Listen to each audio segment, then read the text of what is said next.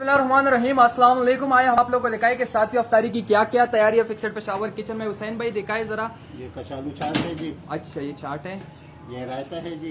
जबरदस्त जबरदस्त। ये सलाद है जी। ये सलाद है माशाल्लाह जो हम अपने लिए सोचते हैं। ये सलाद है जी। जबरदस्त ये जबरदस्त। बिरयानी है जी।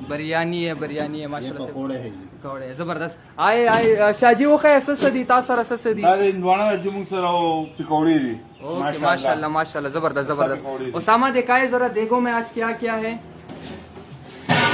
ये बिरयानी माशाल्लाह जबरदस्त जबरदस्त जबरदस्त। हाय हाय हाय हाय हाय माशाल्लाह माशाल्लाह माशाल्लाह बहुत जबरदस्त। दिखाए उसामा दूसरा दिखाए भाई दिखाए जरा। जबरदस्त जबरदस्त जबरदस्त जबरदस्त जबरदस्त जबरदस्त माशाल्लाह माशाल्लाह।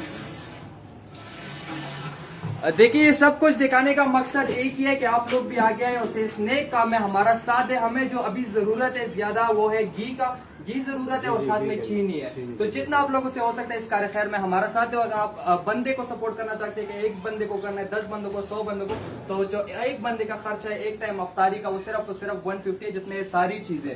वीडियो को लाजमी शेयर करें, लोगों को दिखाएं कि पेशावर में इस तरह खिदमत और इस तरह तैयारियां सो जारी है। शुक्रिया।